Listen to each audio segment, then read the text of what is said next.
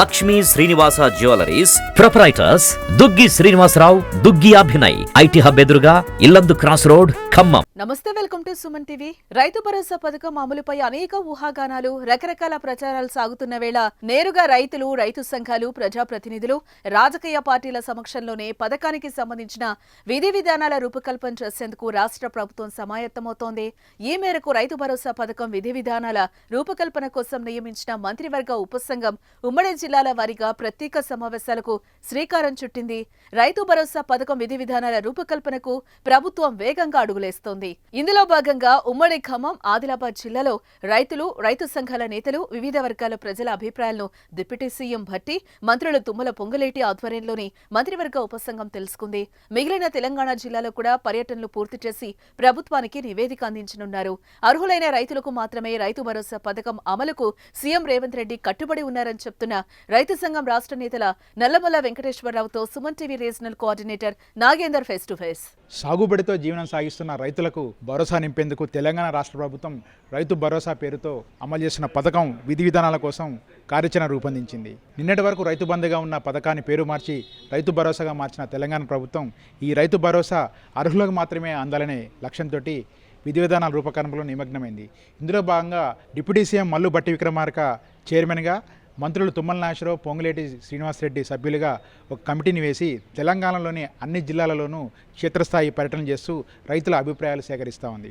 ఇప్పటికే ఖమ్మం జిల్లా పర్యటన ముగిగా ప్రస్తుతం ఆదిలాబాద్ జిల్లాలో ఈ రైతు భరోసా విధి విధానాలపై మంత్రుల కమిటీ పర్యటిస్తూ ఉంది. ఇటువంటి పరిస్థితుల్లో రైతు భరోసా విధి విధానాలు ఎలా ఉండబోతున్నాయి, అర్హులైన రైతులకు రైతు భరోసా ఎలా అందబోతుంది అనే అంశంపై మనతో చర్చించేందుకు రైతు సంఘం రాష్ట్ర నేత ఎన్వి ఉన్నారు. ఆయనతో మాట్లాడదాం.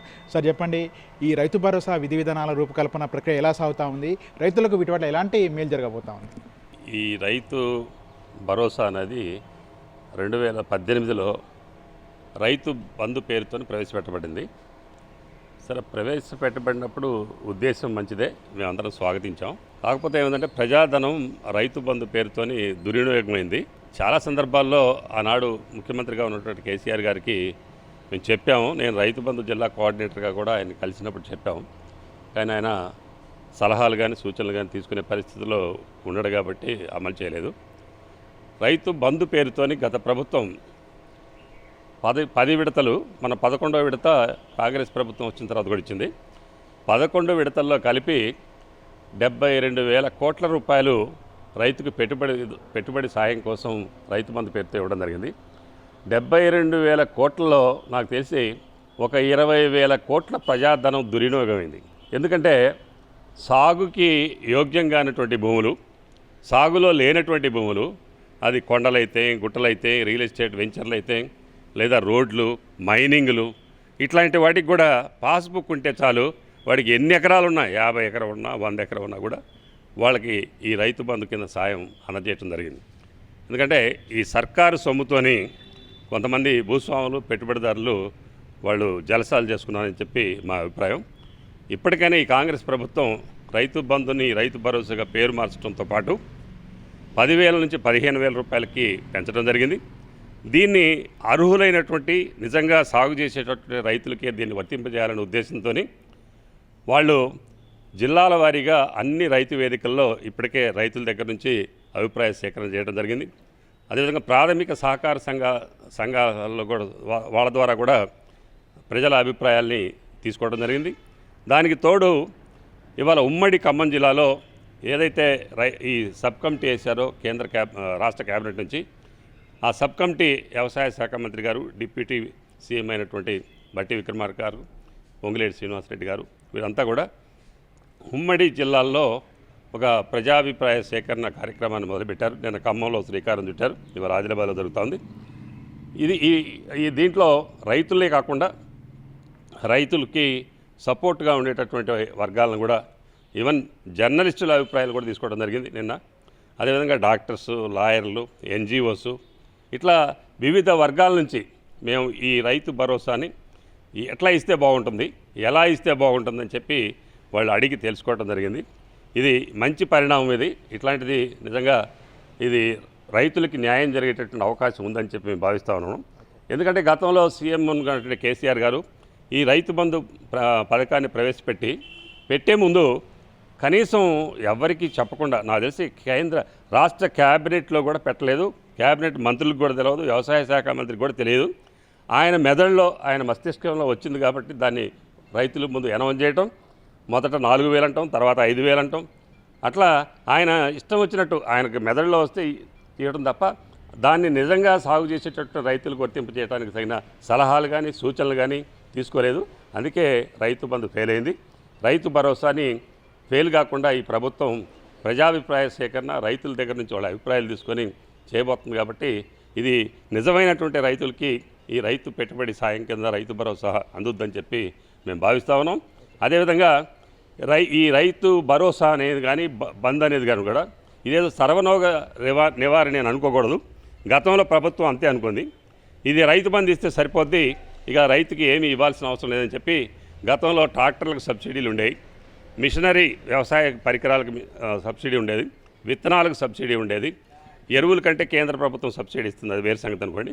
ఇట్లా వ్యవసాయానికి ఉపయోగపడేటటువంటి యంత్రాల దగ్గర నుంచి మొదలుపెట్టి విత్తనాల వరకు సబ్సిడీ ఇచ్చేది, డ్రిప్కి సబ్సిడీ ఇచ్చేది, స్ప్రింక్లర్స్కి ఇచ్చేది. కానీ ఇవన్నీ ఎత్తేసి కేవలం రైతు బంధు ఇచ్చి చేతులు దులుపుకోవడం జరిగింది. ఇవాళ ఇదే డబ్బులతోనే ఇవాళ గుట్టలకి, కొండలకి, భూస్వాములకి వాటన్నిటికీ తీసేస్తే సంవత్సరానికి 15,000 కోట్ల రూపాయల పైగా రైతు బంధు పేరుతోనే ఖర్చు పెట్టారు. ఆ 15,000 కోట్లతోనే రైతు బంధుతో పాటు చిన్నకారు రైతులకు పెట్టుబడి సాయం చేయడమే కాకుండా అన్ని రకాల వ్యవసాయానికి ఉపయోగపడేటటువంటి వాటికి సబ్సిడీలు ఇవ్వడానికి కూడా ఇది ఉపయోగపడుతుంది. తెలంగాణ రాష్ట్రంలో రైతాంగానికి, వ్యవసాయానికి ఉపయోగపడే విధంగా అందరి సూచనలు తీసుకొని విధి విధానాలని రూపొందించాలని చెప్పి మేము రైతు నాయకుడిగా కోరుకుంటా ఉన్నాం. ఇప్పుడు రైతుల్లో ఒక అపోహ నెలకొంది. ఈ రైతు భరోసా మార్గదర్శకాల్లో ఐటీ కట్టే రైతులకి ఎవరైతే ఉన్నారో వాళ్ళకి ఈ రైతు భరోసా ఇచ్చే ప్రసక్తి లేదంటూ ప్రభుత్వం కొన్ని విధి విధానాలు రూపొందిస్తుందని కూడా ఒక ప్రచారం జరుగుతూ ఉంది. ఇటువంటి పరిస్థితుల్లో పిల్లల చదువుల కోసం కానీ, ఇంటి నిర్మాణం కోసం కానీ, లేదా ఇతర అవసరాల కోసం ఐటీ రిటర్న్స్ దాఖలు చేసే రైతులు నష్టపోయే అవకాశం ఉంది కదా, దీన్ని ఎట్లా ఓవర్కమ్ చేయడానికి ప్రభుత్వానికి మీరు సూచన చేస్తారు? అంటే అది ఎకరాలైతే సీలింగ్ పెట్టాలని నా అభిప్రాయం. అది రాష్ట్ర ప్రభుత్వ ఆర్థిక పరిస్థితిని బట్టి అది 5 ఎకరాలు పెడతారా, 10 ఎకరాలు పెడతారా, 5 ఎకరాలకి మించి ఉంటే బాగుంటుందని చెప్పి మా అభిప్రాయం. దీంట్లో నాకు తెలిసి అసలు ఐటీ రిటర్న్స్ అనేది రైతులకు లేదు. అయినా కూడా మీరు చెప్పినట్టు రైతుల పిల్లలు ఒకవేళ అమెరికా పోవాలన్నా లేకపోతే ఇంకోసారి పోవాలన్నా కూడా ఐటీ రిటర్న్స్ మరి సబ్మిట్ చేయాలని చెప్పి అడుగుతారు. కాబట్టి వీళ్ళు ఒక 1,000 రూపాయలు 1,500 ఏదో ఇన్కమ్ ట్యాక్స్ పే చేయటం, లేకపోతే పేపర్స్ రిటర్న్ చేయటం ఏదో జరుగుతుంది. కానీ దాంతోనే ఆయన ఐటీ పేమెంట్ చేసినట్టు కాదు. ఐటీ పేమెంట్ అంటే దానికి కూడా లిమిట్ ఉంటుంది. 10,000 20,000 అది ఆ విధి విధానాల్లో ఉండాలని చెప్పి మేము కోరుకుంటా ఉన్నాం. ఏదో ఐటీ రిటర్న్స్ ఇచ్చినంత మాత్రాన ఆయన ఐటీ పేయర్ కదా అది. అందుకనే ఆ అవసరం దృష్ట్యా ఆయనకి ఏదో ఇన్కమ్ ఉండి ఐటీ రిటర్న్స్ సబ్మిట్ చేయలేదు. ఆయన అవసరం కోసం సబ్మిట్ చేశాడు కాబట్టి వాటన్నిటిని ఆంక్షలు పెట్టకూడదని చెప్పి మా ఇది. ఇప్పుడు ఖమ్మం జిల్లా పర్యటన అయిపోయింది. ఈరోజు ఆదిలాబాద్ జిల్లా పర్యటన సాగుతూ ఉంది. ఇంకా మిగిలిన 9 ఉమ్మడి జిల్లాలో కూడా ఈ వారం 10 రోజుల్లో పర్యటన ముగిసింది. ఇది ఆగస్టు 15 నుంచి ఈ రైతు భరోసా పథకం అమలుకి వచ్చే అవకాశం ఉంది. ఎందుకంటే ఇప్పటికే రైతులు దుక్కులు దున్నుకున్నారు, నాట్లు వేసుకున్నారు, వ్యవసాయ పనులు వేగంగా సాగుతున్నాయి. ఇటువంటి పరిస్థితుల్లో వాళ్ళకి ఈ రైతు భరోసా నిధులు వాళ్ళకి చేతికి అంతే కొంత ఉపశమనం ఉండే అవకాశం ఉంటుంది. ఎప్పటి నుంచి ఇది అమలుకి వచ్చే అవకాశం ఉంది? ఈ విధానాలు ఖరారయ్యాయి. అయితే దీనికంటే ముందు రుణమాఫీకి సంబంధించి పార్లమెంట్ ఎన్నికల కంటే ముందే రాష్ట్ర ముఖ్యమంత్రి గారు కేసీఆర్ గారు ఒక వాగ్దానం చేయడం జరిగింది. ఆగస్టు 15 లోపులో నేను 2 లక్షల రూపాయల రుణమాఫీ ఒకేసారి చేస్తానని చెప్పి వాగ్దానం చేశారు. సరే, ఆ వాగ్దానాన్ని నెరవేర్చడానికి డబ్బులు కావాలి. అందుకనే ఆగస్టు 15 లోపల ముందు రుణమాఫీ చేసి ఆ తర్వాత పెట్టుబడి సాయం కింద రైతు భరోసా కింద డబ్బులు వేస్తామని చెప్పి వ్యవసాయ శాఖ మంత్రి గారు చెప్తా ఉన్నారు. డెఫినెట్గా రైతులకైతే నమ్మకం ఉంది, రుణమాఫీ జరుగుద్ది. అదేవిధంగా రైతు భరోసా కింద పెట్టుబడి సాయం కూడా ఈ రాష్ట్ర ప్రభుత్వం నుంచి సాగు చేసేటటువంటి నిజమైన రైతుకు అందుద్దని చెప్పి మేము భావిస్తాం. మొత్తం మీద గత ప్రభుత్వంలో రైతు బంధుగా ఉన్న పథకం కాస్త ఇప్పుడు రైతు భరోసాగా మారింది. అయితే ఈ రైతు భరోసా అమలులో మార్గదర్శకాల కోసం ముఖ్యమంత్రి రేవంత్ రెడ్డి ఒక కమిటీని వేశారు. డిప్యూటీ సీఎం మల్లుబట్టి విక్రమార్క, వ్యవసాయ మంత్రి తుమ్మల నాగేశ్వరరావు, రెవెన్యూ మంత్రి పొంగులేటి శ్రీనివాసరెడ్డి ఈ ముగ్గురితో కమిటీ వేసి ఈ కమిటీ ఆధ్వర్యంలో ఉమ్మడి జిల్లాలన్నింటిలో కూడా పర్యటన చేస్తూ క్షేత్రస్థాయిలో రైతులు ఏమనుకుంటున్నారు, రైతు సంఘాల నేతలు ఏమనుకుంటున్నారు, వివిధ వర్గాల ప్రజలు ఏమనుకుంటున్నారనే అభిప్రాయ సేకరణ చేస్తున్నారు. ఈ అభిప్రాయాలను కూడా క్రోడీకరించి ఒక నిర్ణయానికి వచ్చేందుకు రాష్ట్ర ప్రభుత్వం కసరత్తు చేస్తున్నట్టు కనిపిస్తూ ఉంది.